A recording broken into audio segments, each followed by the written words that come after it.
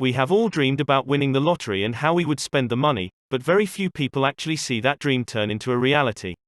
Unfortunately, about a third of people who do win a lottery find themselves broke within just a few years. They become obsessed with the lifestyle and blow their winnings on exotic vehicles, shopping sprees, fancy homes, and lavish vacations. Before long, they find themselves in a worse situation than they were in before their winning moment. Here are 10 lottery winners who lost it all. 10. Lisa Arkan. The very first thing Lisa Arkan did when she won the lottery was throw a $3,000 party for all her friends.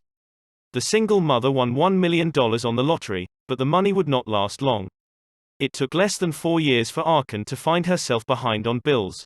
Arkan took her winnings and purchased a house with new furniture, splurged on a couple of trips, enrolled her son into a Catholic school, and opened her dream restaurant.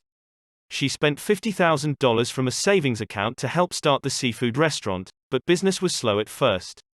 The business never picked up, and she had to close the restaurant when she could no longer afford the bills and found herself in debt. 9. Martin and Kay Todd. A couple that regularly bought lottery tickets of the same number missed a weekly drawing, and it cost them big time. Martin and Kay Todd purchased lottery tickets each week with the same numbers: 6 for his birthday, 7 for her birthday, 11 for their engagement day, 23 and 32 for their ages when they met, and 44 for his grandmother's house number. The Tots saw a news bulletin that someone in their area had won the lottery, but the winning ticket had been unclaimed. They immediately recognized that the winning numbers were theirs, but there was one big problem: they could not find their ticket. Martin contacted the lottery company Camelot to try to prove that the numbers were theirs, but the company ultimately told him that they would not receive the winnings. Camera footage at the convenience store proved they bought the lottery ticket. He fought Camelot in court for years but was never successful. The situation consumed his life so much that his wife divorced him, he started drinking heavily, and he never received any money. He later found happiness with a new career and girlfriend and is trying to be grateful for what he has, but they never received any money from the lottery. 8. Lara and Roger Griffiths. Lara and Roger Griffiths were just an ordinary working-class couple residing in West Yorkshire when they hit a $2.4 million jackpot. The couple even quietly celebrated the win at home with a bottle of champagne and Indian takeout. That simple celebration would be the last day of their ordinary lives though. Within 1 week of winning the lottery, the Griffiths quit their jobs, purchased a convertible Audi, and stayed at a 5-star hotel during a trip to Dubai. They also upgraded to a nicer home, furnished the home with fancy furniture, enjoyed shopping sprees, and went on more lavish vacations. Their lives started spiraling out of control as Roger began drinking and Lara spent money on making herself look better.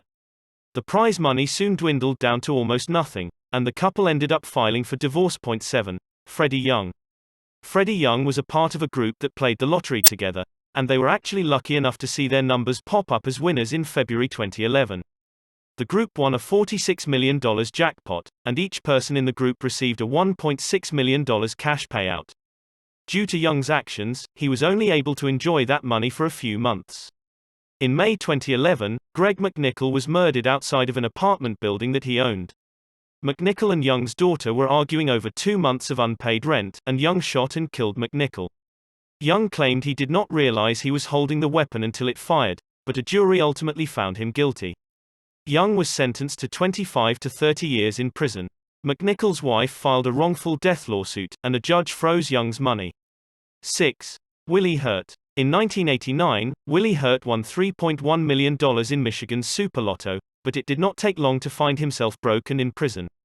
His life spiraled downhill as he got a divorce, lost custody of his children, and started using drugs regularly. In 1991, he was arrested for murdering a woman over crack cocaine. Wendy Kimmy was found dead at the Birkwood Inn after being shot in the head. Hurt had been rooming at the inn for about 3 weeks. Several witnesses claimed they heard Kimmy and Hurt arguing, and they believed he was angry because she was unable to find any crack cocaine. He was ordered to undergo a psychiatric evaluation, and he would face up to life in prison if convicted. 5. Janet Leigh. Janet Leigh won $18 million in the Illinois lottery in 1993. She chose to take yearly installment payments of about $620,000. Leigh was very generous with her winnings and spent most of her yearly payments on philanthropic causes and political contributions.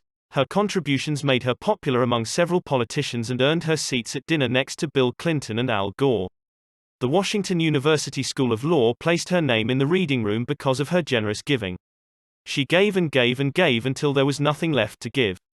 In 2001, Lee sold the rights to her annual payments and filed for Chapter 7 bankruptcy. She claimed to have only $700 and more than $2.5 million in debt. 4. Suzanne Mullins. In 1993, Suzanne Mullins won a lottery worth $4.2 million and elected to receive annual payments. The generous woman planned on sharing her winnings with her family, but the money was short-lived.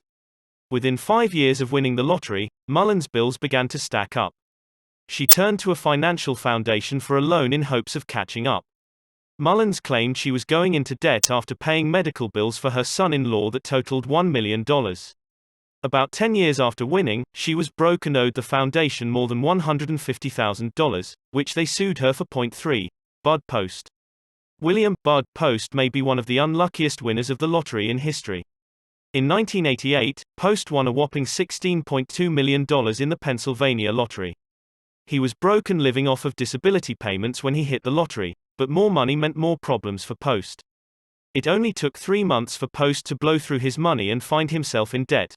Within 2 weeks of receiving his first annual payment of $500,000, Post purchased a restaurant, a used car lot, and an airplane.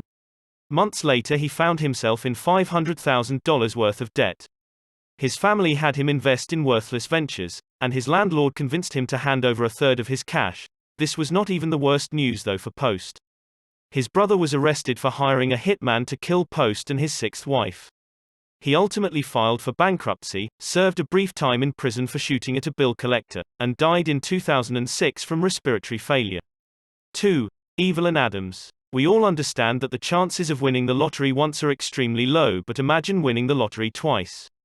That is exactly what happened to Evelyn Adams, a New Jersey convenience store worker.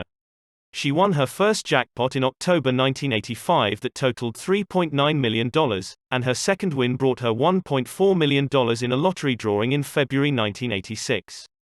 When Adams received the money, she paid off her bills, purchased a new car, and set up a college fund for her daughter. She then became generous with her money and gave it away to people who requested financial aid, but her generosity would eventually break her. Not only was she giving her money away, but she also developed a bad gambling addiction. 20 years after her historic wins, she found herself with no money and living in a trailer park. 1. Sharon Tirabisi. Imagine winning $10 million and having nothing left to show for it a decade later. 35-year-old Sharon Tirabisi from Hamilton, Ontario won the Ontario lottery that gained her $10,569,000. When she first received her winnings, she immediately divided the money among her family. Her parents received $1 million, and $1.75 million was split between her siblings. She was also generous to others by buying houses, paying people's rent, and offering loans for business ventures. She was a bit reckless with the money as time progressed, and she purchased a Hummer, Mustang, Charger, and Escalade along with several vacations to locations such as Cancun and the Caribbean. It did not take long for her to realize that the money was running low, and the remainder of her winnings was put into a trust for her 6 children, which will become available when they turn 26. Tirabisi is now back to the working class where she has a part-time job, lives in a rented house, and rides the bus.